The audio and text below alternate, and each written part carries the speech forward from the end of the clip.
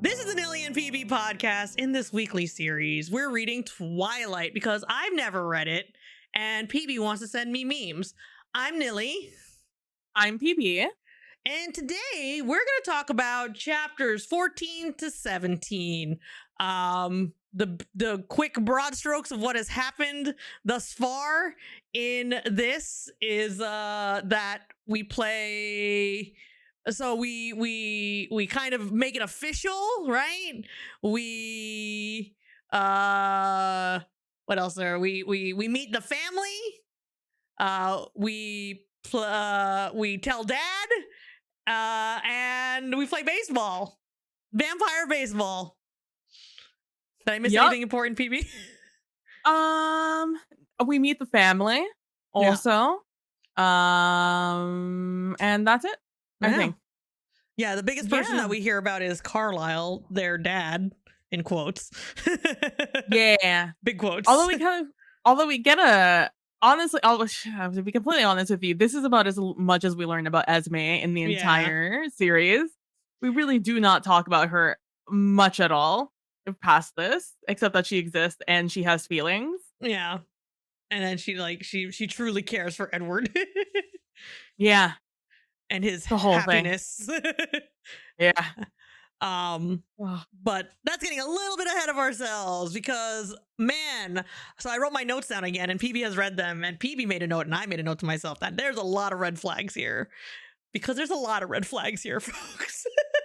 Let me say, Edward is a superhuman, is supernatural, superhuman, mythical creature, humanoid creature. He has enhanced senses, increased strength, one of the fastest in Forks, both on the road and by foot.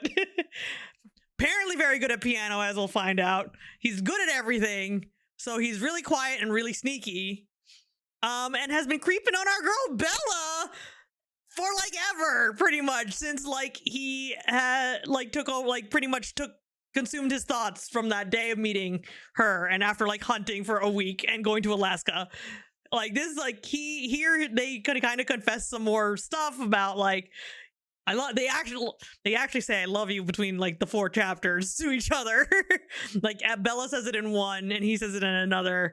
But like he knows where the key is, kind of can break into the house and just be super still and like chill and just listen to her sleep. Red flag. Yeah. If I had a physical red flag right here. Like I in my notes prior to this, because again, I've read this, I know all of this, I remember all of this. So I've been taking note of every single moment in time we talk about nightmares or dreams or sleeping throughout the entire prior 14 chapters. And so it's just a reoccurring theme in general where we talk about dreams and things like that. Like at the end of chapter 3 or in the middle of chapter 3, it's the first time Bella had dreamed of Edward. And then which was after Tyler almost killed her. Mm-hmm. And then I wrote after everyone asked, so it's confirmed that Edward starts stalking Bella at night after everyone asked her to the Sadie Hawkins dance, basically. And so there was a moment right after that when Edward and Bella talk to each other where Edward says, I'm tired of trying to stay away from you, Bella. And in my notes, I wrote, trying is the key word here. No, I don't actually think you were, Edward. No, you weren't actually trying to stay away from Bella. He even like I read that and admits that he's like I can't, I try but I can't and I don't, so I won't. Like yeah. And let's see, I'm sure there's like another funny moment where we talk about sleeping. Oh, he asks how did you sleep last night, and I was just like, as if you don't know. Yeah, Shut the F up. Freaking there's a lot of moments like that where I'm just like, come on, Edward. I mean, I guess he did a great job of pretending like he didn't stalk her at night, but I'm just when him asking these questions, I'm just like, as I was reading through the stuff. But I thought, but that again brings up the fact. So this is an aspect I didn't think of when I was reading this the first time. The first time I read this, I was just like, oh, that's, I'm a teenager and that's so romantic. And as an adult, I'm just like, that's a red flag. Even though I did think it was hella creepy, even then. Yeah, it's still kind of just generally hella creepy. Yeah, but I never thought about it from the perspective of he is even though he does an amicable job of trying to separate himself from humans, right? He always says like vampires and you guys, you're kind when referring to living, breathing humans as opposed to vampires.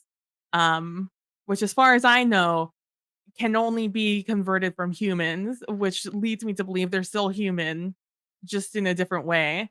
But I guess that's just a whole different conversation. But I've never thought about it from the perspective of like they kind of operate in different rules, but it's still from our perspective very creepy. Everything that they do, even though to us we're very small and insignificant. I have to assume.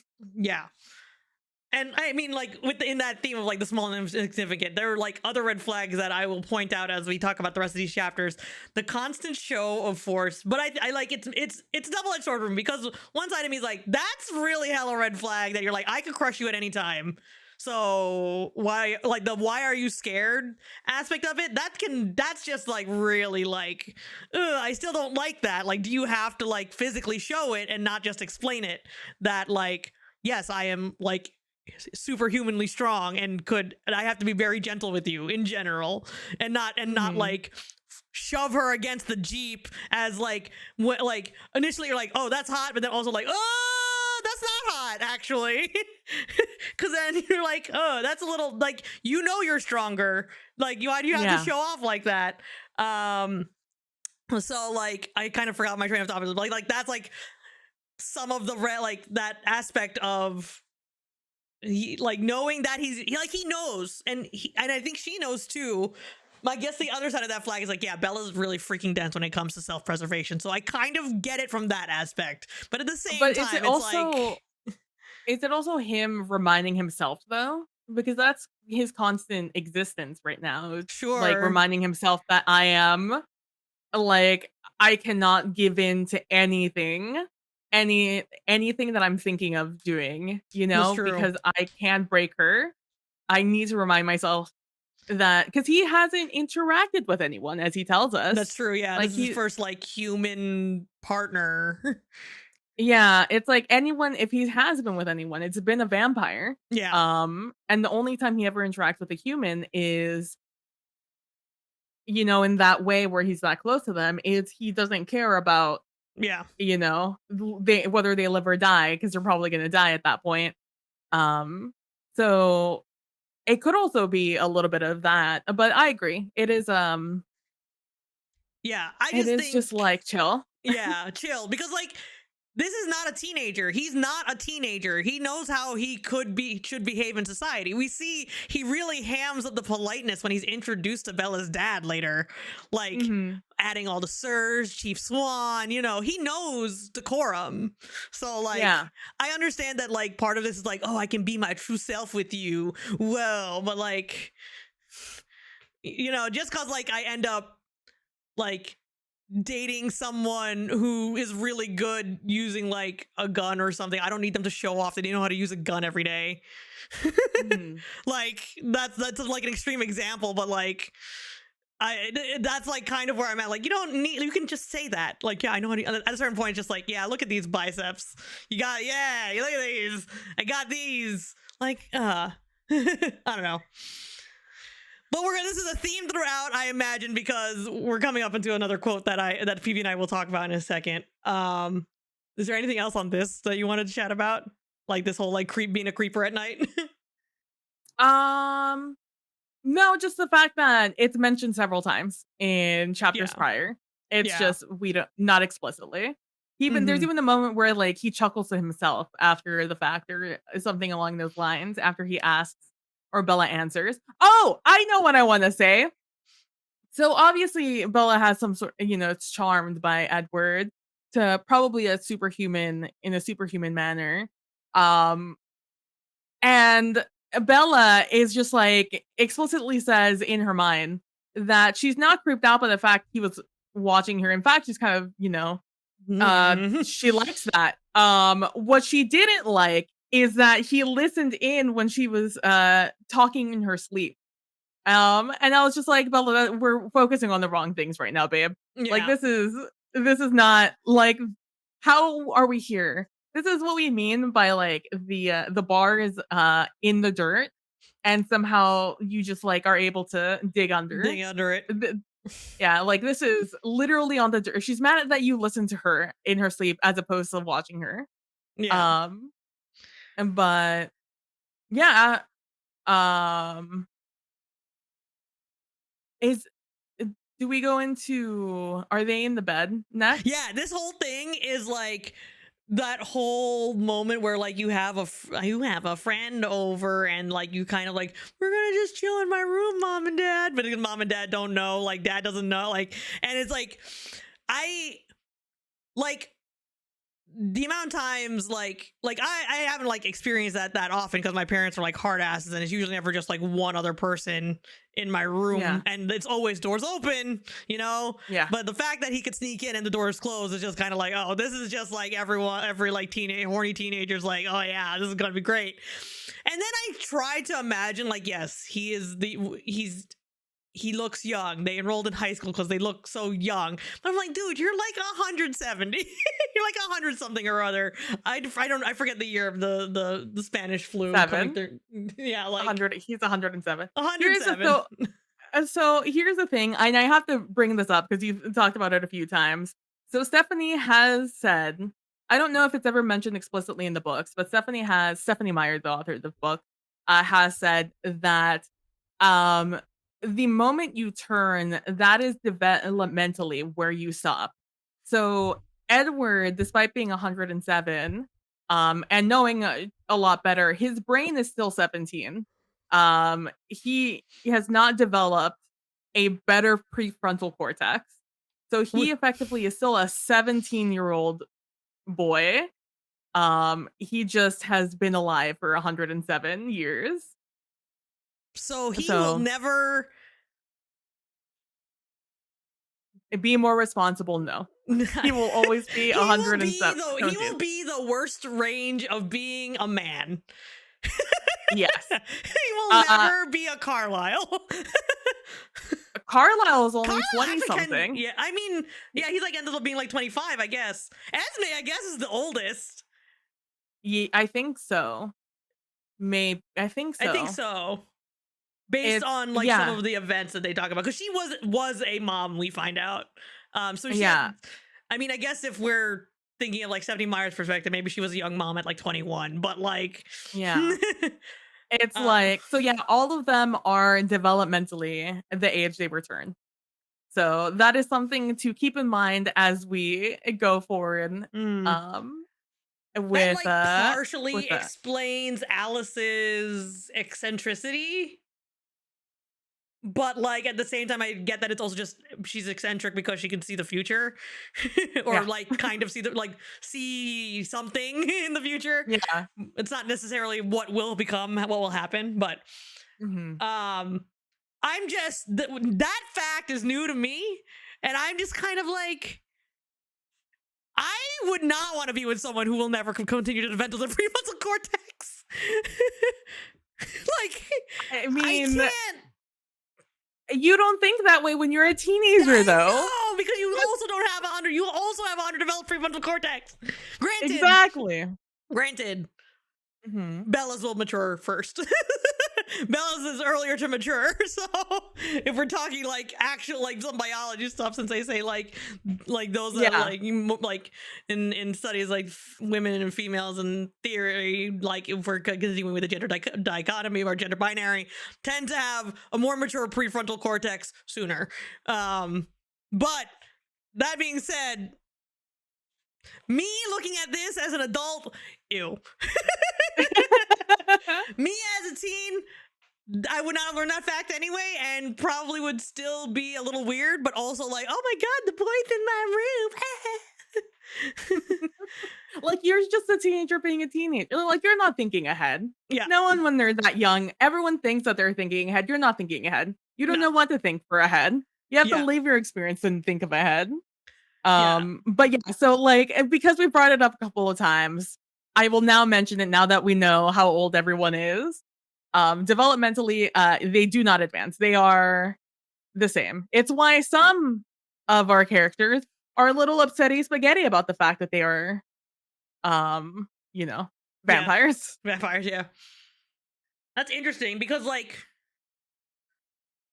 I'm just like curious as to like how Carlisle then I mean Carlisle does a lot of studying and obviously like experiences still collect over the years, and that's kind of one of like the like romanticized tropes of like the stories of vampires of like how they have so much experience but there's no partner that's not a vampire to share that with or like whatever. That's like part of those like vampire tropes, right? You know so much, you've experienced so much, but what is it all worth? I'm happy for Carlisle, which again we're gonna get into, but like I'm just like, oh man, that man studied medicine for like 100+ years. Wild. But he's granted he was like just an adult. Like I think it got mentioned like he was like the mid-20s. So like primo, I guess that means like so you also still have all of your like I mean I guess you get hyper reflexes and stuff like that, so anything like physically like hand-eye coordination stuff is already advanced anyway because you're a vampire. But yeah, so with all this like cute time in the bedroom, there's this quote that I had to write. What the fuck?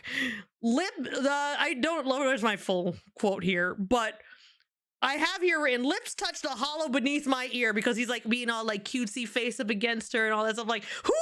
What? I'm like, what part of my neck is that? Like, I was just like, what? Stephanie Meyer, what the hell? Couldn't you just say like my jawline? I don't know. That's all, like, I guess he only has so many words to use. I was gonna say, in these past like 5 chapters, Stephanie has written so many times different ways to describe the same exact act of Edward just like dragging his lips down the jawline, down the neck. Like, and so when I read that, I was like, okay, like I'll allow it. Sure. And yeah, it becomes a theme even more throughout. But the thing is, then she reuses words. Like, I see sinuously again. Like, I wrote it down as a note. Like, sinuously again? Marvel again? Look, there's only so many words in the English language, Knilly. Like 10 other combinations to describe the nape of my neck, or my jaw, or the side of my cheek. She's trying to be sexy, Knilly. Sure. Okay. All right. Fine. Because they were being a horny TM. Yeah. Again. Yeah, I have there's this like whole conversation of like, do you want to go to sleep? If you want to sleep, like, oh my god, this is the whole what do you want for dinner? You want dinner? Like, are you gonna be horny or not? Like, pick one. And then we learned that he can't be horny. Yeah. Because he's too afraid of breaking her. Yeah. And I'm just like, well, and I knew that. But I'm just like, God, and let me tell you, what an annoying through line for the rest of this series that's gonna be. Yeah, that he just has some blue balls himself. Because Bella is so horny throughout the entire series. And I really didn't, like, in my mind, I didn't, like, really translate it into that when I was reading it the first time through. But after reading this now again, I'm just like, oh my god. She is just she wants that man so bad. I know. Sheesh. Let's see. And just so finishing off this through line, before we get into the Cullens and their backstories, is I thought it was funny and very huge eye roll moment of Edward being satisfied that he was good at being flirtatious and good at like essentially turning Bella on. I'm just like, God, even a 107-year-old guy is like self-satisfied with this. But also I will say, so 40-Year-Old Virgin featuring Steve Carell, the movie, came out in Oh, I love 2005. 40-Year-Old Virgin. One of my favorite Um, movies. I have a weird story with this, but I'll tell it after. and so that movie came out a couple of years before the movie came out. And so calling Edward a 107-year-old virgin is 100% a meme in the Twilight fandom. So I wrote that in my notes. I was just That's like, so wow, even the funny. 107-year-old virgin is self-satisfied with being good at it. Yeah. 40-Year-Old Virgin is like weirdly one of my favorite movies for like a Mhm. weird reason.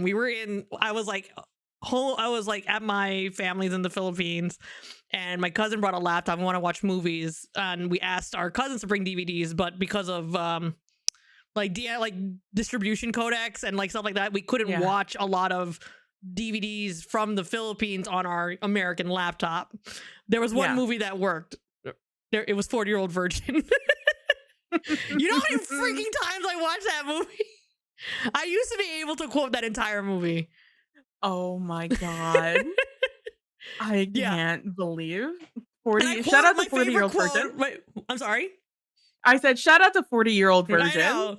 See, yeah, like I'm now painting your silver pants blue.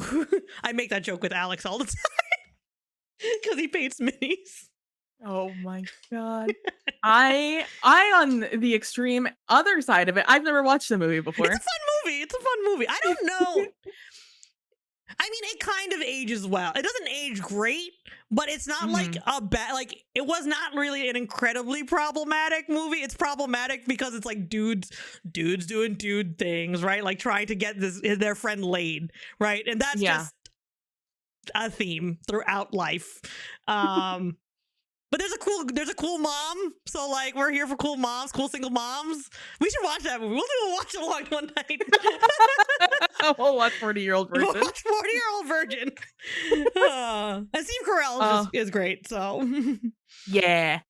Also when they're being like all fucking sappy. There's a line where Edward is talking to Bella and being just like, "Isn't it supposed to be like this?" He smiled. The glory of first love and all of that. It's incredible, isn't it? The difference between reading about something and seeing it in the pictures and experiencing it. And when I read that, I was just like, what in the Little Woman am I reading right now? What is this? Holy Jane Eyre, Batman. I was like, what am I reading? So damn sappy. I can 100% imagine one of them saying this. Like, oh my god. but yeah, that's all I was thinking of the entire time. Oh, and then, oh my god, I have so many quotes here. It was just like, "You're resurrecting the human in me." I'm just like, Edward, you're so fucking dramatic. Like, chill out, my boy. And oh, their entire conversation was just like, "For almost 90 years, I've walked among my kind and yours, all the time thinking I was complete in myself, not realizing what I was seeking, and not finding anything because you weren't alive yet." And Bella's like, "It hardly seems fair. My I haven't had to wait at all. Why should I get off so easily? You're right. I should make this harder for you. You only have to risk your life every second you spend with me. That's surely not much. You only have to turn your back on nature, on humanity. What's that worth? Very little. Not yet." I'm just like, oh my god, shut up. You guys are so bleh. I read that and I was like, oh my goodness. Like that is like that's some Darcy ass shit right there. Yes, it is. like oh my god, oh my god. I read that and I had like the same like reaction to that too. Oh but again, my gosh. As a teenager, like, you can see why teenagers ate this shit up, though. As you're reading through this, you're just like, "Oh yeah, no, I get it, 100%." It's like the audio on TikTok right now. And in that moment, I felt like all the feminism leaving my body as that happened. I'm just like, I 100% can see this being that moment, except this isn't in the movie. So, but I think that's all I have about them sleeping at least, or being in the same room. Yeah, Oh, well, fucking there's the Charlie and disconnecting her Her battery from battery. her truck because he For you thought to she was sneak gonna go out. sneak out. I'm just like -10 to Charlie. Don't trust her. When has she done anything like that, Charlie? I guess he wouldn't know. He hasn't actually like. Yeah, he housed hasn't been her. a parent. Yeah, So- period. Which is why I'm just like, why do you even care, Charlie? And also, just what an again novelty of the 2000s, or where your parents just straight up don't have any contact with you once you leave the house. Right. Once you were out, like you're gone. Like it's until you come back that they know you're where you are and if you're okay. And so Yeah. Bella, like Charlie, literally leaves at the break of dawn, and then comes back in the early evening, leaving Bella alone for at least 12 hours in a day. And I'm just like, Charlie, like, why do you care now? Like, you leave her alone every weekend. You think she's not getting with boys during that time if you're afraid that she's getting with boys? Also, it's a clunker of a truck. If she even thinks about opening the door or starting the engine, you're gonna hear it. Yeah. Like, if you have such a problem, go out and confront her if she does that. Drove me insane. Oh You know what? I'm changing my -10 to -20 to Charlie for that one. Fuck Charlie. Anyways, continue on. Oh my gosh. Before I get to like the big quote, one thing I really wanted to point out, aside from all these other red flags that I have here, but we can skip past that because we already talked about that at length. And I want to get to the other chapters because we have a lot of chapters for this section of stuff. We have 4 this time. One of the things where was Edward was explaining the aspects of every member of his family, what they bring, like their unique power set on top of their vampire set, which I'm like, for me as someone who enjoys like mechanics and all that and like folklore, that's neat. And that Carlisle theorizes it's that they bring like a strong aspect of their former life into their vampiric life, which is pretty neat. But I also like some of the things that some of those aspects are kind of like nods to like the vampire lore of like older mythos, where they come from, game mechanics and other stuff like that. They're like who is it? Jasper's the one that's able to like charm a room in a way. Like that one like really stood out to me, but I like not in a way that's like he's more so like a calm emotions versus and like rile people up versus like just charming someone and controlling them, which is kind of interesting to me. And then you have like Edward who can read thoughts sometimes, and then there's like some premonition, and then there's compassion, which compassion is kind of just like trope. Yes, Esme. So Esme I feel like is being characterized as oh my gosh, what's her name? Mrs. Addams in the Addams Family. Mrs. Addams in the Addams Family. I can't remember her first name. Morticia. Morticia. Like she feels like she's trying to be like a Morticia. Sure. Yeah. Sure. So, like, that's just kind of like some of the like I found that interesting. I'm like, oh, neat. Here you go, little. There you go, little gold star for you, Stephanie Meyer. I like that.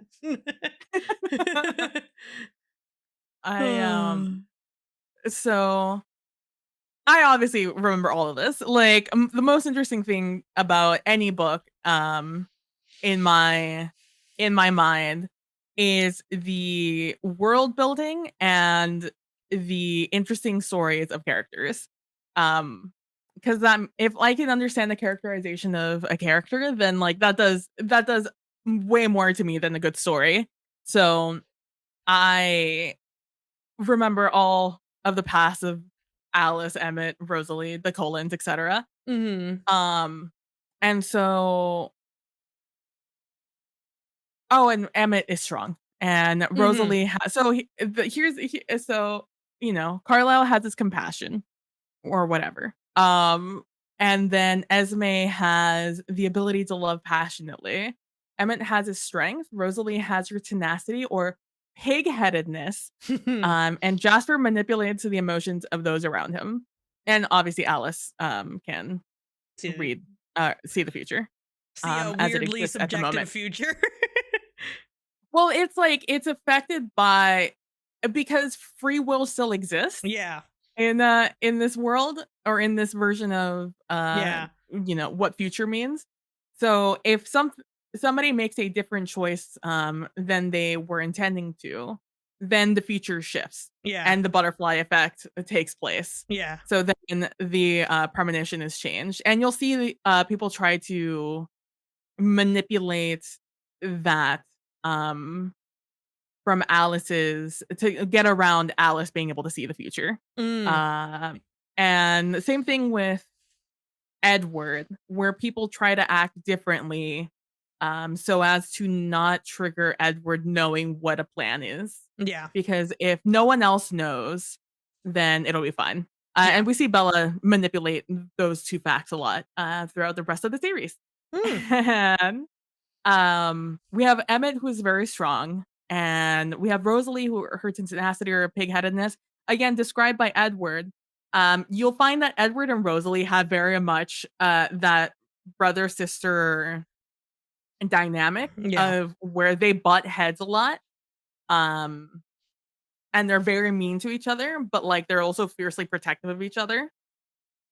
You'll see that a lot, which is why he'll say things like she's pig-headed instead of stubborn. Yeah. um, and Emmett, I feel so bad. So Emmett, in my mind, has his story grown a lot more, or like his personality, uh, grown out a lot more through social media. Like TikTok has really created a different idea of, well, not a different idea, but an expanded idea of who Emmett is and his existence. Because Emmett is one of those characters that, with such a large cast of characters, and you don't really get to meet all of them. Emmett is really left behind, and so is Esme for the most part. Mm-hmm. Those are the two Cullens that we know enough about them to understand why they're doing things, but we don't know enough about them to like really expand upon their characters. Really, the most interesting. It's really shitty to say interesting, but the most we learn about Esme is what we learned here about Yeah. her and her past. Um, and the same thing with Alice.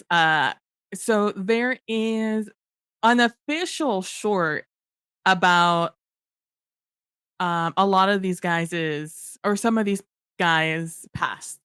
And Alice in particular has a short on YouTube, again, that is official, that shows off what happened in her past. Because Alice herself does not remember her past Mm. for good reason. And so, having watched that short, whenever her past is brought up, I'm just like overwhelmed with sadness. Whenever we talk about it, I'm just like, oh man, that I'm like, it brings me back to the short. And it's very sad. Definitely, if you are sensitive to um a lot of trigger warnings, I would 100% recommend you not watch it. Maybe read Mm. about it, but don't watch it. It's not for the sensitive of heart. Mm. Um, but it is very good. I don't remember the name of it right now, but I'll probably throw it in the description of the video over on the YouTube when we get there. But Yeah. yes, so that is my thought on the Cullens, and they all have very interesting stories. Most characters have very interesting stories aside from Bella and Edward in this entire series, Mm-hmm. and we learned that here. Yeah. Yeah. No, I think like there's some really interesting like aspects of like the beings that they are. And I'm really interested in like the vampire stories. Like I like Carlisle's story, which we'll get into. In the next chapter, I believe. But before I want to move on, I want to read this quote that I put. My note was, and then I wrote another note, which we'll explain in a hot second. But I'll read it for you all right here. And this is Edward speaking. If I was too hasty, if for 1 second I wasn't paying enough attention, I could reach out, meaning to touch your face and crush your skull by mistake. You don't realize how incredibly breakable you are. I can never afford to lose any kind of control when I'm with you. This quote, this paragraph right here, and some of the lines between us eating it, is the sole inspiration for 50 Shades of Grey. This is where 50 Shades of Grey comes from. Because we've talked about it a few times. 50 Shades of Grey started as a fan fiction for Twilight.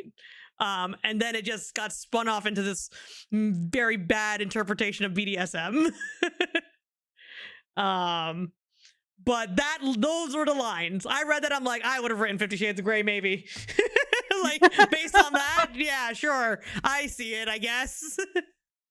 It's 100%. Because, like, once people learned that it was like a sexy version of Twilight, that's the one thing about Twilight, is that it never gets sexy. Yeah.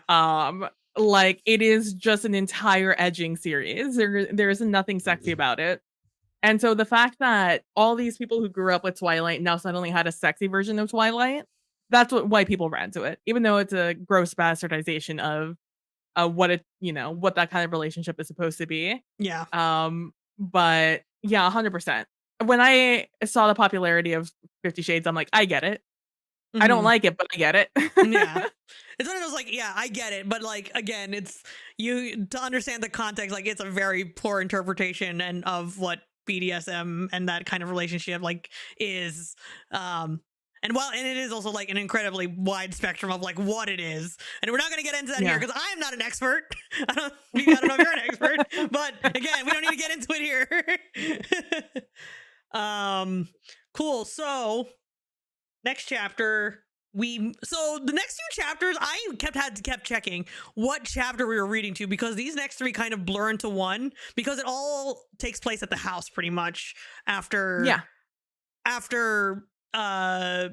Bella gets over her fear of telling her dad that she's dating Edward Cullen, and they have like a little bit of a thing there. It's pretty typical of, like, yeah, don't worry, sir, I'll take care of her, I'll bring her home on time, trying to be the good new boy in the life, and not, also being on edge because, like, he's the chief of police.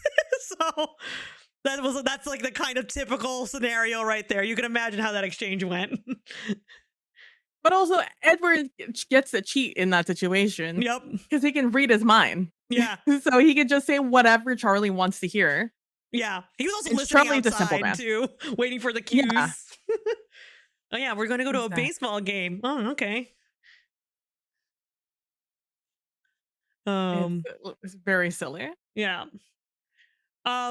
I don't have too many notes here, but there's this, like, I love you, you are my life now. The you are my life now before I read the other chapters was a red flag to me. I'm like, not a actual equal reciprocation here. Granted, it's never going to be an equal reciprocation because of the nature of the relationship, but it's still kind of like, it's just kind of like a little icky to me personally. That he didn't say I love you back in that same moment. I love you back, or like, even, but I think it's like the you are my life now, because for me, and this is like adult me, like learning over time, like a relationship isn't like you cannot live without this person. You have to be able to live with yourself first before you can have a good or healthy relationship with someone else, and your life is simply enhanced by that other person being part of your life, or other people being in your life. Polyamory is incredibly valid here, but like the you are my life now, like having that person consume your life, and from Edward's perspective, there is a reason it consumes his life, because he just wants to freaking suck her blood. So that, like, a little bit of like, okay, you get a slight pass here, but at the same time, I don't know, like those are some. I don't think I'd write this in a YA novel today. If I were writing a YA novel, I wouldn't write that kind of response there, because that's not a healthy relationship. But I think it's not a healthy relationship. Yeah, no, it's not going to be. I think it's never been set up of like, this is what you should aspire in a relationship. Oh yeah. From the beginning, this has been set up as, you should not be in my life. You shouldn't be in it, because I am dangerous. Like, this is not going to end well with it, for you, if you were near me. And Bella, through all the human instinct odds, is just like, no, I made a choice after like 3 months of knowing you, that no matter what, I want to be in your life. So, ride or die now. And so even if Bella says I love you, I almost feel like she's also saying you are my life. Yeah. No, I Um, mean, she's a naive because teenage girl that hasn't had like a serious relationship, even though it's only been like 3 months. yeah, but also that's so very Mormon of them. Like, I think Oh, this is just a sure. very normal Fast thing. track. Uh, Fast track. like, I wrote in my notes because I also have that quote. Right after that, in my notes I wrote, "That is some BYU shit." Yeah. Um, because it is. For those of you who don't know, in hold on, Brigham Young University, that is a school, a university sponsored by the Church of Jesus Christ of Latter-day Saints, um, Mormonism. Mormonism, who um is notorious for people going there and immediately getting married. Um, Because like one of the and biggest family values of Mormonism, one of the biggest values of Mormonism is like the family, like making a family. Um for also interesting reasons, but mostly just like this, the idea of like this weird nuclear family, and then they're all like part of the Church of Latter-day Saints, etc., etc. So and even prior to this, right before this, before they say that, they can't fuck because Edward's too strong and Bella's too fragile, yeah. is that when that conversation was happening, they also talked about long-term commitment um immediately thereafter. And that is because in relationships like that are so quick, a lot of that happens because you can't have sex until you are married. Mm-hmm. Therefore, if you want to have sex, you have to be married, which is also why young people get married so early because they're just like, oh, well, obviously, this is the natural next step. Well, we kiss, we realize we want to fuck, and then we get married so we can. First And comes love, then comes marriage, then comes someone with a baby carriage. exactly. And so, um, I think in that way, as much as a red flag as it is, I think it's because that's just the red flag. Also, it's just like, I love you, you are my life. Of just like, I love you. That's basically, I love you, let's get married. Yeah. Except we'll find out about Edward's hangups about certain things. Because Edward's hangups are because he's a vampire. Yeah. Not because he doesn't want Bella. Yeah. It's because he wants Bella to have a life, and Edward cannot give her that. In Yeah. fact, he will do the exact opposite. Yeah. So, um, that's a thing to continue thinking about or to keep in the back of our minds as we continue on with this because later on we have a bunch of I love yous as we go on because Edward a few like up the next page he says I love you essentially or a few pages later because I thought the same thing. I'm like, ooh, that's a red flag, but that's usually of just like, but I know that Edward wants Bella, so it wasn't a red flag of like, ooh, he didn't say I love you back. That means like this relationship's not going anywhere. Mm. Um, but no, I know that this relationship's going somewhere.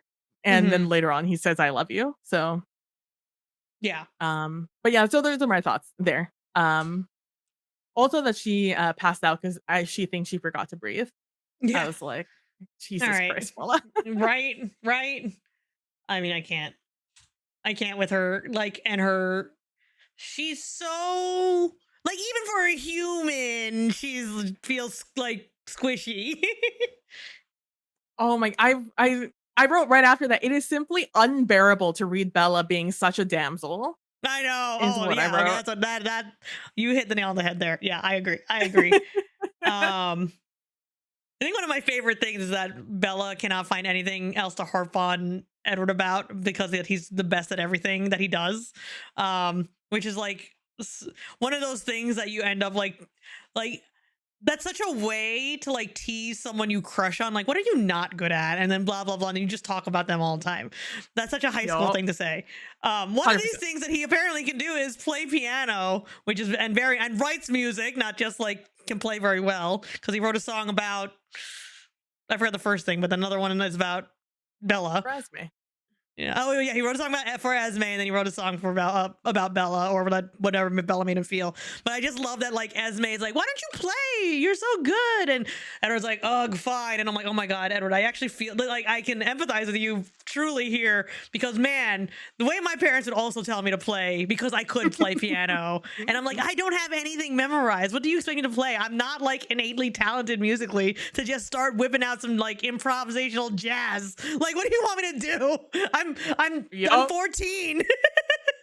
That's the one of the first things I taught. So one of the ways that I taught beginner piano. One of the things I did for my private students is I would, after we learned how to play basic music, there would be one like longer piece that was of a similar ability. It was just longer. Um that always taught my students. So they would they just have to do over and over and over again. It'd be like one of our warm-up pieces essentially. So they would memorize it. So they would have something to play for their parents. Because I know that that's what they're gonna do. We all Yeah. know that's what's gonna happen. It's why so many piano teachers hark on you memorizing certain songs, like Yeah. Happy Birthday and some holiday songs. Because that's why they always make you learn holiday songs. That is Mhm. why they always make you learn Happy Birthday song. It's why they make you learn some iconic songs because people are always going to ask you. What they are doing is saving you time. That is your PSA from a past piano teacher, is I that we're trying to help you out. I appreciate that. Truly, I do. I have memorized like the first like movement of Furley's. Like that one I Yep. got down pat. Everyone who even touches a piano tends to learn what is that like ba ba da da da da da soul and whatever. Oh, yeah, yeah, yeah. Yeah, that one. Ba, And I ba, think ba, ba, yeah, ba. and I think I Yeah. knew Jingle Bells. Yes. Oh, green sleeves, I taught green sleeves a lot because that's very easy to learn as a Oh yeah. beginner. Oh, and Joy to the World because it's Yeah. essentially Jingle Bells, but you just pull it apart. Yup. But yeah, I read that and I was just like, for me, I roll my eyes in that scene because of the movie, but it was it's just so silly. Also, the fact that everyone left while he was playing that song. I can't imagine living in a household where you can hear everything Oh my because god. they have Yeah. great hearing, you know? They could whisper something across a large room and they'll hear it clear as day. So the fact that like everyone in that household can hear everything that is happening, that's why they have no secrets. Like, don't think it's like that they're so cavalier about it. No, it's because they have no other option. They're gonna hear everything that's happening. With 3 different couples in that household, like, come on. Yeah. That it's like You do and the also math. because Edward can read minds. Like Yeah, exactly. And so they even there's make a like point of like talking about that, I think, too. That because he Alice can can read see the minds, there's future. yeah, like Like it's such a thing. It's so funny. Jasper can read the room literally. So like I don't there's no options in this situation. Also, I thought it was cute that Bella wanted to buy like, if she hit the lottery, she wanted to buy Renee, her mom, a Yeah. grand piano because Renee played the piano, and, whenever she watched her play, it felt like she was watching someone different, not just her mom, and Yeah, I was like, that's "Oh, nice. that's so cute." Renee can get like +1 there. Only Yeah, I one was like, though. "Aw, yeah, It's only kind of one." cute. Only one. Um Uh, Yeah. Oh, we do one a big piece of plot that we hear in chapter 15 is that Alice has seen that there are other vampires that are gonna be moseying on into town. And Edward doesn't like this because he's like, oh crap, I have a human with us, and they said and they might swing by because I want to say hello because we're all vampires and that's what we do. But oh no. But then Alice like, it shouldn't be for a few days. well, it's not only that, they weren't even supposed to come near town, Yeah. really, they're just passing through the area, and they just knew that the Cullens were or, like, this coven was near, Yeah. um, and so they saw them, if they didn't, they didn't, I don't think they were fussed either Sure, way. yeah. But Alice just like, but the thing is, like, because of their superhuman senses, Edward's like, oh crap, how close are they gonna be? Bella's here, and it's just stressing him out. It's something that's stressing him out. Um, Yeah, because he has a human he actually cares about. Yeah. Usually I'm assuming their stress is just like, oh, please don't cause problems for us. We just started here. Yeah. Like, don't make us move already. I don't want to start high school all over again. Yeah. Like, How um, long have they been in Forks? Do we know that? they had to have just moved. Probably when they probably started as freshmen, if I had to guess. So maybe like Freshmen, maybe sophomores. like 5, 6 years ago then. And not no, like Maybe a couple 4. like a few Okay. years, yeah. Like 2, 3 years, I'd say. Yeah, I'm trying to remember Probably. if Charlie says it because Charlie likes Carlisle because he does a lot of good for the Yes. community. So it Yes. has to have been at least a few years. So I mean, at least 3 or 4. But I wonder if it maybe like they got settled in. Yeah. um, And plus but Carlisle and this entire coven has been here before. yeah, Like they were here what, 60 odd years ago? yeah, they like rotate houses so that they can like enter a new generation of people so that no one remembers them. Yeah. It's such a Like, weird wait a thing. sec. Yeah. They go between like here, they like Chicago is another spot, right? They don't go to Alaska anymore because there's too many of them up there. Right? That's It's like part of like that rotation. yeah, they just like anywhere up in the Pacific Mhm. Northwest where Yeah. they don't get a lot of sun, is they'll Yeah. just hang out. Yeah. Or just like north in general, north and rainy and cloudy or whatever. Yeah. But not It's so Canada. There's so many. I mean, I guess probably more of like the people that aren't as, I don't want to say civilized, but like they're not like, Edward implies that they're not like civilized because they're still hunting humans. But those people probably keep more to like the woods and big rural areas of like Canada, probably. Mhm. Places they could just pick off people Yeah. and it not really matter. Yeah. I'd say matter, but like it's not noticed Yeah. as easily. Or taken Or even in like big seriously. cities. Yeah. Yeah. But yeah, I guess we'll learn Um, more. Um, yeah. Speaking of Carlisle, chapter 16 is called Carlisle, and we learn actually about Carlisle's general history. Um, and we also get it. This is where we are leading into the baseball thing. But Carlisle, to sum it up for everybody, is from London. Born in London. Born in London. Dad was a pastor. And was, I forget exactly what brand of Christianity, but essentially the one that would be witch hunting. And was very zealous about this and would like legit go out, like he essentially was like the Salem witch trials, but in London, essentially, right? Well, because he believed in the Yeah. supernatural, Yeah, so he was very against it. very against it. Was hunting vampires and other things. Ended up being a lot of innocent people who happened to just do the wrong things because it was just like anti-church or whatever. Carlisle was indoctrinated into this for a while, but after he had an actual run-in with real vampires, like a lot of people died, and he got so messed up, and he like tried to be so against the vampire way and tried to find a way to not have to eat humans, feed on humans, and essentially. So that was like his whole struggle. And then he found medicine was his passion and then started studying to be a doctor and came to America. That's like the summary of Carlisle, which is like really, really cool. Yeah, more or less. Except Carlisle was always against what his father did. Yeah. He actually did want to find the supernatural. Like he wasn't one of those like, these guys are bad. Just because they're bad. He's like, no. I have critical thinking skills. This isn't like they're not actually Yeah. a vampire or whatever. And Carlisle sees practicing medicine as a penance Yeah. for being what he is. Yeah. Saving human lives. Will somehow make up for him being a monster. Yeah. I mean, not that he needs to make up for being a monster, but him being vegetarian already is like a lot, like that's enough there at that point. But I guess part of it I could see, like it's not mentioned in the book, it's mostly for him being a vampire, but I imagine some part of it is also like the sins he committed with his father, right? Like all of their like little crusades essentially that they would go on. Because he was on like the front lines with his dad when they were like legit to go finding people. I'm not saying it was like full on like armies and war, but like it was like from what I read, he participated. Whether or not it was against his will, obviously, it's like that's like the part there. And I he was don't think set he to feels take. bad for that. I don't think I don't think that has any factor of how he feels. Yeah, Carlisle will find out is Carlisle's all of them, honestly, all the Cullens and all the vampires will find out kind of merciless.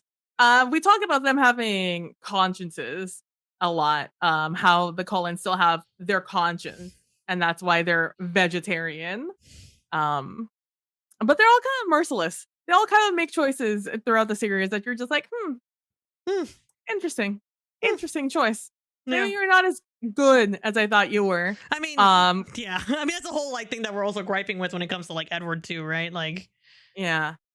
So Carlisle, I'll say, is methodical, and I think Carlisle and all of them, specifically Carlisle and Edward, I would say, have this like idea in their mind that they have to make up for the fact that they are vampires and they are monsters, and they have to repent from that, um, but still stay alive. So they're yeah, just like, I will live, but I'm going to feel bad about it the entire time. yeah, And I will do everything in my power to make myself feel better about the fact that I am this monster. yeah, But yeah, that's so Carlisle practices medicine as a penance for the fact that he's a vampire. And that's why he's so passionate about it. Because he's yeah. like, oh, I'm helping humans, not hurting them, as Fish are Destiny friends, has not said. food. Yup. Speaking of cartoon references, near the end of this chapter, Edward and Bella go to Edward's room, which is a very stylish room. I've read that, and I'm like, holy, what in the, I don't know, for the Nickelodeon reference, what in the Hey Arnold bedroom is this? Like, there is no room that exists like this on actual planet. Like, for those that don't know what I'm talking about, Hey Arnold was about a kid who lived in New York City, and he had the most bomb ass bedroom you could ever have. But he lived in a brownstone boarding home, and the fact that half of that shit could exist in an attic space on the roof in New York, impossible. I couldn't fathom it. This shit, the quote I have here: the whole backside of the house must be glass. That is not structurally sound. I can't Look, they could do whatever they want, Knilly. They are vampires. Sure. Though, like, our boy has like so much music in his room, and he's got like really nice sound system speakers. He's one of those freaking like music snobs. And I'm like, dude, isn't the glass gonna like mess with like the vibes and the actual like reverb? Like, I get that you want to see the beautiful views of Forks, Washington, but like that was just one of my like little notes right there. I've read that, and it's just the first time I read it, I felt the same way. But they're just they're ridiculous. Everything about this is so ridiculous. I kind of just let it slide now. Yeah, it's ostentatious. Everything about them, truly. Yep. Nearing the end of this, we get an invitation from the rest of the siblings, again in quotes. Alice said, "There's a storm coming. Want to play baseball?" I'm like, "All right, cool. We're gonna." When I read this, I was like, "What the fuck?" And then I'm like, "Oh, this is actually one of the few clips I've seen from the movie is the baseball scene. Like some portions of it, not like the whole thing, but like Edward running and shit like that, and then like." The like real like the speeding up swing of like whoever was like batting first. Like I'm like, oh, this is weird vampire baseball in the rain because they have incredible strength. I got it. Okay, I actually recognize this one because I've seen like gifs of it and stuff like that, and then maybe like a clip here and there, or like some parts of like when people are like pitting pop culture characters against each other, who'd win in a fight, and then the people like bring up some of this parts as like evidence. I'm like, all right, cool. So baseball.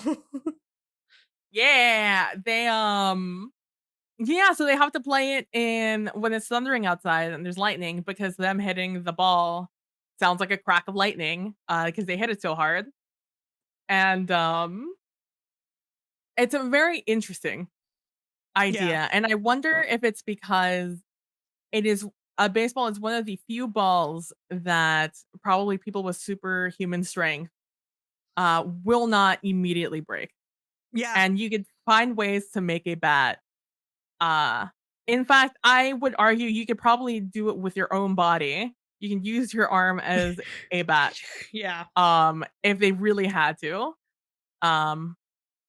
How do you say And it? I They wonder said if they were that's using an why. aluminum bat though, which I'm like, that could actually bend. For aluminum is strong, but does bend easily. I could see them using anything stronger for a bat, but I guess it's just like an aluminum bat to make it more relatable, as America's favorite pastime, as quoted by Edward Cullen.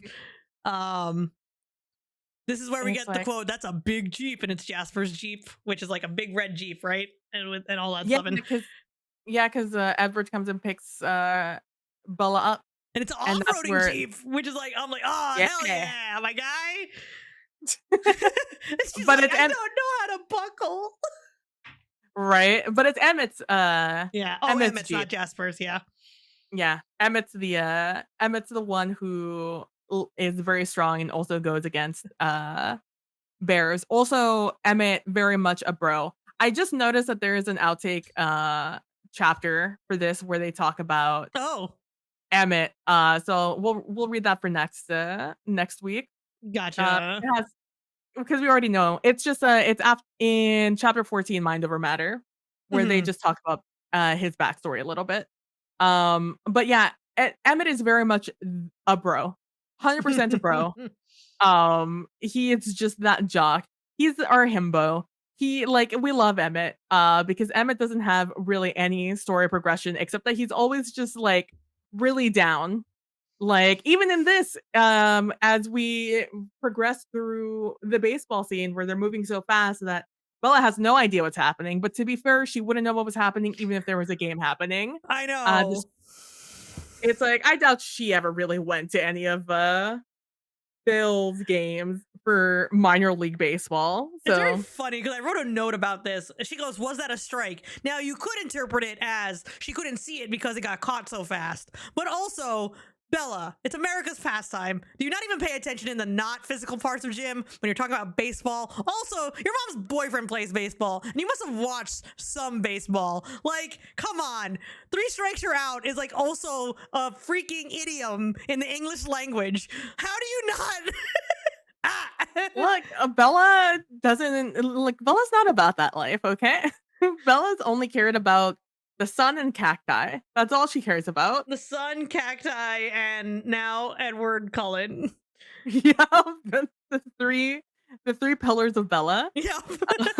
Sun, not things being not green, and Edward Cullen. And apparently, oh, well, maybe 4. She gets 4 pillars because she's horny AF. She does the open mouth thing again, and Edward reprimands her for it. Oh my god. Not only that, Bella jumped into his lap when he was sitting in her rocking chair after she woke up the next night from the next day. I was just like, Bella, you can't do that. You can't just jump into someone's lap like straight up in the morning. Yup. You can't do that, especially with poor Edward. Yeah. Like it's so fucking funny. It is such a through line. It's such a meme that Bella is so like physically into Edward, and Edward the entire time is just like, no, we'll have willpower. Yeah. Very much a parallel, I guess. It's an Adam and Eve parallel, right? Yeah. And we find out Emmett hits the hardest, but Edward runs the fastest. A.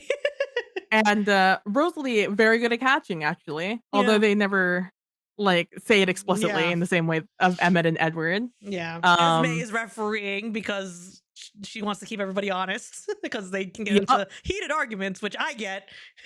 And they do cheat, which I think is very funny. Hilarious. It's baseball. Like, come on. Yeah, like, So how? why?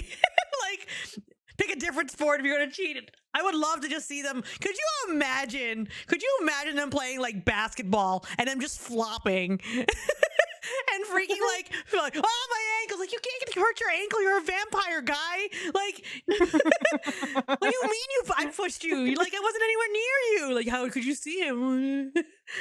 Like, That's when we really learn that they acted like siblings. That would be the perfect scene. Just like, Mom. give me MLB or NBA, sorry, NBA Cullens playing that, and I want to see some flops. I want to just see some like shoves and then some jukes. It'll be so funny. I want to see them arguing about the 2-step rule. It'd be great. Oh my god, it'd be so funny. Edward would be like, "You didn't see it. I'm too fast." How could you referee what Um, you can't see? um, let's see. Oh yeah, yeah. We learned about Esme and her backstory. I didn't think we'd learn it this easy. I was actually surprised. She kind of just says it. Um, yeah, she's very matter of fact about it. I don't really know what Stephanie like was trying to get across here. That I don't know if she's trying to get across that vampires are very cavalier about their past. Like they don't it's like a different world to them now. Like it's just something they read in a book at this point. Like it's Yeah. not something they experience. Because we find out Edward feels somewhat the same way of just like, I don't really remember what happened in my first 17 years of life. Yeah. I mean, it's been so Which you know what, long. relatable. I mean, Uh true. and even Alice doesn't remember anything before being turned. Though you find out why. Jasper, we don't really know much about his past. We will. We will learn about his past. Um, Cool. but um, um, but at the same time, we don't really know if he remembers too much of. I don't remember if he remembers too much about it. And Emmett, I don't know if Emmett really cared. Hmm? He did. He did care about his past. I'm thinking now. And Rosalie does remember her past. Mm. It was very much part of her being.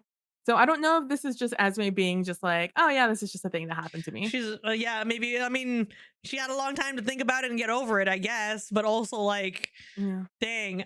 But yeah, we find out that she just got very upset. Like, I don't want to like say it out loud, but like she got Mhm. very upset that she lost her child, and then that's what ended up leading to her being turned by Carlisle, to put it Yeah. Yeah.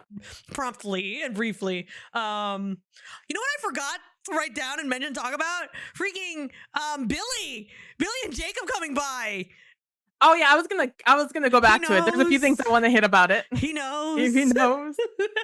He knows. He knows. Yeah, it was. They have like a showdown. Yeah. Billy versus Bella.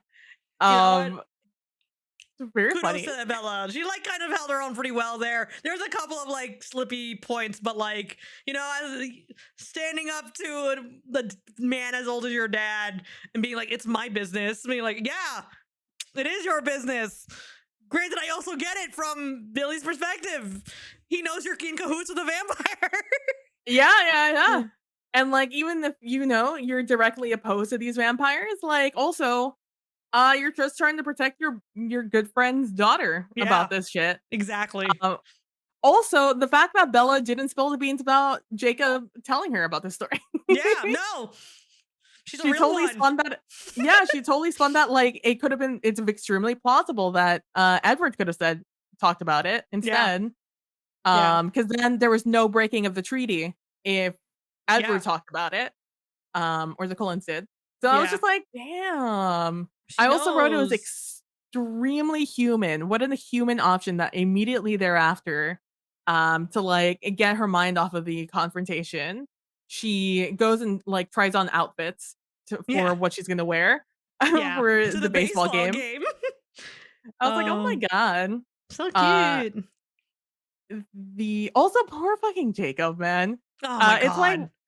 it's why I was shocked that the second book was about or like had more to do with Jacob because we don't really see him in the first book. He kind of just shoot away. He's just ever present just to like help his dad out, but like never in it. He's very much like a little brother energy of just like he's just there. He's just around when other people are around. Like he's always just tagging along. Yeah. Is how Jacob always feels. And so that's why it's a little bit of a shocker when he shows up and it's the main part of the second book. But yeah, poor guy. It's just like, oh yeah, go find that picture that's in the, and he's like, where is it? It's like, I don't really remember. It's just in the car somewhere. Go get it. Like, what a and parent Jacob's thing like, to do. And Jacob's like goes back and he's like, there's no picture. Yeah. And it's like, oh, must have left it at home. It's like, oh, dad. Yeah, the worst. Alas. What else did you want to catch up on before we wrap up with our W's and L's? We talked about 50 Shades being like, this is the moment that 50 Shades came to life. The other thing that came to life is when Alice comes down and says, "Oh, you do smell nice. I've never noticed before." And she commented to Bella's extreme embarrassment. And I was like, aha, this is when the shippers arose for the Alice Bella ship. Oh, At that I didn't very realize moment. that's a ship. Oh yeah, very big. As we'll see, read more, Alice and Bella it really becomes the relationship, like the friendship that like she had with like Angela and Jessica and stuff like that. Because they do kind of fall away from talking about the human friends that Bella has I in the can future imagine books. that they've not been. The only other mention was a random phone call from Jessica about Edward, and then she had to hang up because Dad was home. Yeah, because she called after the day after the dance or something. Yeah, something like that. Oh yeah, they were talking about it, and she was like, yeah, the dance went great. Yup, yup, yup." Which it's always how Bella talks to them. Like it's a miracle. It's only because she's popular. Otherwise, no one would ever talk to Bella. Yeah, She's such a terrible conversationalist and a terrible friend. yeah. To anyone that's human. Superhumans apparently great relationship with them. Yeah, Humans boring. Fuck humans. yeah. I mean, but yeah, that was the other thing I wanted to talk about because I thought that was very funny. I was just like, aha, this is the moment. Also, when she shows up in the cafeteria before, not in this chapter, but the last time around, I was just like, aha, yeah. this is another moment. This is another moment that that they arise. But yeah, that was the last thing. I think Jessica that's got the her other thing I first wanted to kiss talk that about. she wanted. Yeah, I So have. good I for was like, oh, Jessica. Jessica. Yeah, thanks, Good for Jessica. you. Oh man. So you know what's really funny? Yep. One of the segments is like the TikTok thing, but I've been getting TikToks from Matt that are within the scope of the things we've watched, and it's mostly around like your vampires and boyfriend kind of stuff. It's very funny to me, and I've started to get them more, and like vampires are just like creeping into my life. I was telling PB this like we were playing games the other night, but I subscribed to like the Pusheen box. It's very cute. If you know Pusheen, cute internet cat, started on Tumblr, became a big thing, has deals with Hello Kitty now apparently. But the box is a Halloween box theme, and the theme for this one is vampires. So I have, oh, you know what? I think it's right here. Hold on.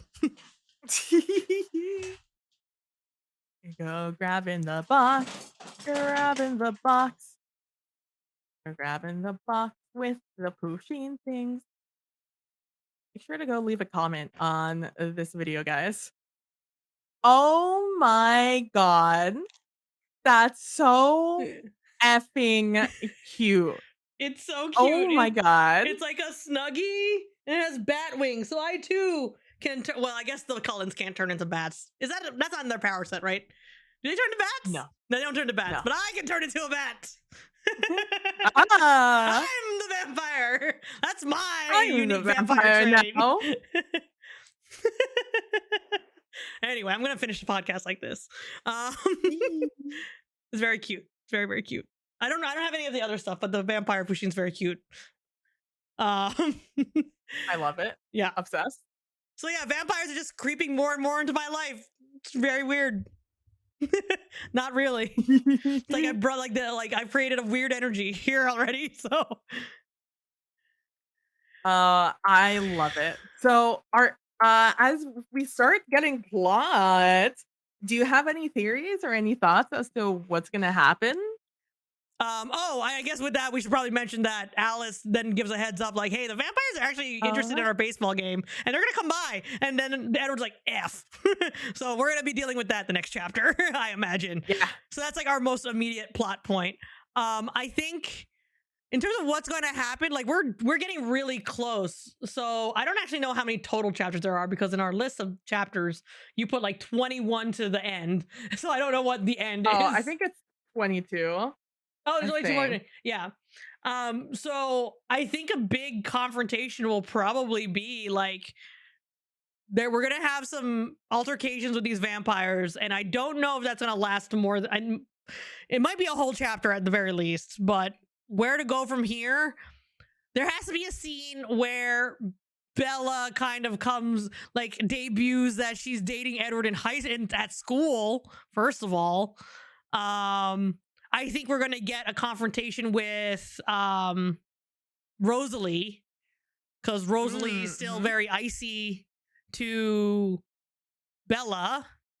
Yeah. And you know what? I want this scene to happen, but I don't think it's going to happen in book 1. I want Charlie to find out that Edward is a vampire and see that dad reaction. But I don't think that's going to happen in book 1. I think that's kind of that might be a book 3. Maybe. But I'm curious as how they keep it a secret for so long, but it must be pretty easy when you have a boyfriend that can read minds. So there's that. I don't really know what other bigger plot points there are. You know what? Jessica's gonna find out that Edward's a vampire. Ooh, that's a prediction in this book. That's a spicy prediction. I like it. Yeah. I'm still trying to figure out who Anna Kendrick is, but she's definitely not any of the vampires. I wanted to say she was gonna be Rosalie, but she's not Rosalie. I might just have to I thought she was Jessica, and then I didn't think she was Jessica, but I might think she's Jessica again, because Jessica just randomly pops up here and there. So, and it kind of seems like the only bridge left with Bella's high school life and her human life. I'm going to say human, because at this point, Bella is just fully immersed. 3 months, first date, we're meeting the parents. Right? I was like, oh my God. So yeah, that's kind of I don't really have big plot point predictions, because I don't really know where we're going from here. If we're already seeing the vampire so soon. I mean, I guess technically only have 5 chapters left, which, by the way, as a heads up, folks, we're not having a podcast next week, but we're going to release the episode 0 of where we talk about some of my other predictions and my thoughts around the book before even reading it. So that we will have an episode for next week. There's not going to be a live recording though, but it will come out, and it'll come out early. I'll edit both this weekend. I'll set that to go live on Wednesday or something. Maybe I'll make it a episode premiere on Twitch, so it can still be aired live. Woo, fancy. I will say 24 chapters. I just checked. Okay. So we have 7 more chapters to go. One of them is a non-chapter though. It's 3 pages, so I don't really count it. Cool. What was I gonna say? I would definitely recommend, so because we're getting into the meat and bones of the story, it kind of just speeds in from here. We just have pure story from beginning to end now. Oh, cool. Love it. So I would definitely recommend, if you're following along with us, don't read the next set of chapters for next week, because we're not gonna have an episode. Yeah. Especially if you're only reading with us, if you're not, because you're gonna want to read ahead. You're definitely it ends on a real actual cliffhanger, the next series of chapters. So unless you're totally okay with just finishing the book, go for it. But I would definitely not recommend you reading the chapters next week. I would wait until the week after, when we're actually going to do the episode. Yeah, the 19th is our next live episode, and that'll be chapters 18 to 21. And then the 26th, right in time for Halloween weekend, will be the rest of the book. So it's a great way to end. And then we'll talk about a movie night for the first movie. So there will be that. It'll be exciting. So yeah, we'll probably get in the Discord, !Discord for those in my Twitch chat, to get in on that to when we're going to air it. Because I don't know if we're going to be able to do it on Twitch or Discord, or maybe kind of both. We'll see. Kind of have to plan the logistics. But if you're interested in that, we can also plan it on a day when a lot of you want to join us to watch it. That being said, any other last points, PB, or do you want to start us with our W and L's? Well, first I want to hear your review of these chapters. Oh, sure. Yeah. I think I enjoyed these chapters. I think these were probably my favorite chapters so far, mostly because while it was really cringy in the beginning with them being horny teens, I liked you, I like the world building, I like the characterizations of the players of the game. And so learning about Carlisle and Esme and the rest of them, even though we didn't really learn much about anyone else aside from Carlisle, I think that was super interesting to me, and actually spun some wheels for me of like the like silly little teenage fan fiction writer in my world, like, oh, what would my vampire backstory be, right? And that's like the whole thing when Yeah. people want to play like Vampire the Masquerade and all that stuff, right? Like those are really good Yeah. TTRPGs. So like I'm thinking about that, like that's like the cool stuff. Like, okay, what would my character have brought in to their vampire life? What was their previous life? What did they forget? What they didn't forget? Like that kind of stuff is cool to me. So I really Mhm. enjoy these chapters. I think these are my favorite chapters because of the world building here. It's not a lot, so I will take what I can get. You know, like I need. So It's yeah, I like like, them. yeah. So like I said, we're finally getting to the meat of the story. Like we finally established our protagonists and like their relationship, their beginnings. Um, and then next book we get to do it all over again. I No, know. but there's more story. There's more story Yeah, I throughout the whole imagine this is thing. like leading up to something bigger than they both expect. From like, again, I'm not like completely like in the dark on the Twilight series because like it was inescapable when it was in the zeitgeist. And then there's Yeah. memes that I like, much like how I mentioned this in episode 0. I consumed Star Wars a lot through osmosis up until college. Like I hadn't watched Star Wars up until college, and because I could care, I didn't have the ability to care because people were like, Yeah. you should watch Star Wars, and I was just, it was purely spite at a certain point. I ended up watching it, and it's fun. It's fine. It's fun. Yeah. Even like the new movies, they're fun. They're fine. People get worked up about them. This is not a Star Wars podcast. We're not going to get into it. Don't flame us. But like, yeah, like so I know some things from Twilight, so I'm like very curious. Like there, it ends up being a very climactic. I don't know the story. I just know that it gets very, very dramatic and kind of high stakes. So because they're like it almost becomes like a superhero movie to my understanding at a certain point for like what they have to do. And also there's this whole like werewolves v vampires thing. There's that whole thing. So I know Jacob's gonna get involved. We gotta hear from our boy. Our Wolfie boy. Our Wolfie Speaking of boy. our Wolfie boy. We have to do our VIP and worst of the week. Woo! And why? My VIP of the week is Carlisle because again, I really enjoyed hearing his story. And you know what? My girly crush would probably have been Carlisle. Like if I was reading this book as a teen, it probably actually would have been Carlisle. And is that weird because he's the dad? Yes and no, because he's also a vampire. So if we can give passes to Edward, we can give passes to me for liking Carlisle.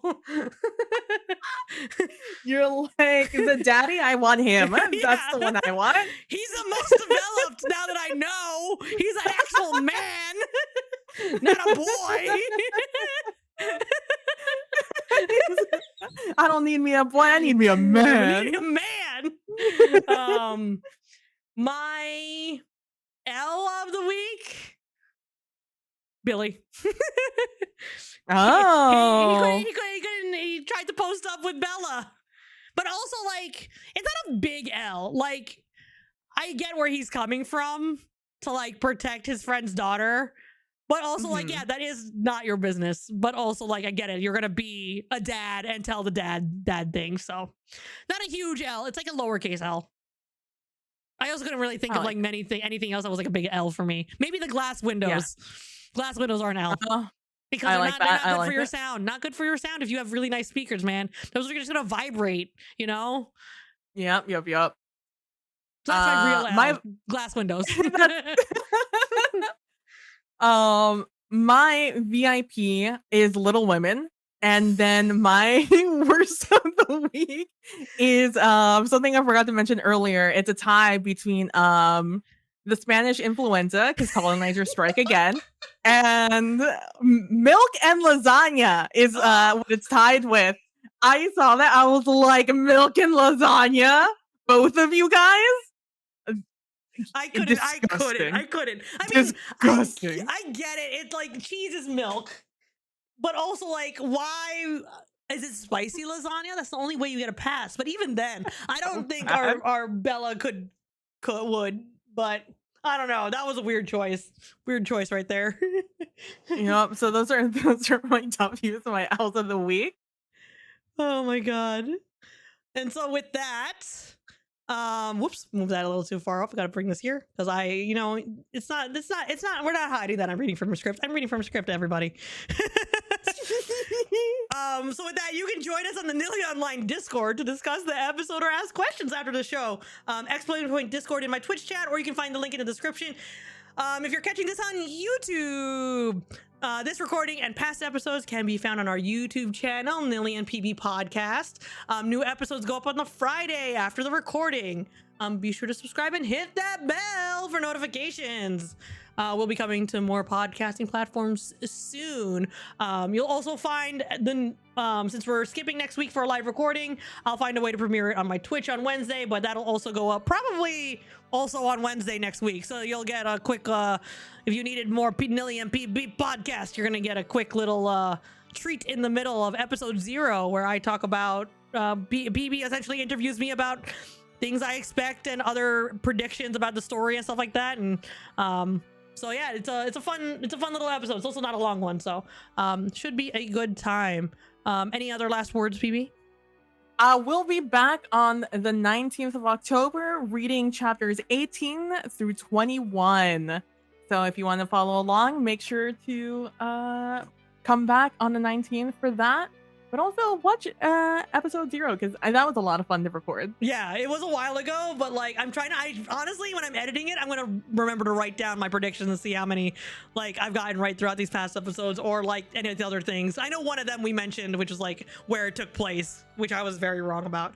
So with that, be sure to find me and PB on the internet. You can do !PB in my chat, or you can find all of our links in the description on YouTube. Thanks for hanging out and listening, and we'll see you on the internet. Bye. Bye.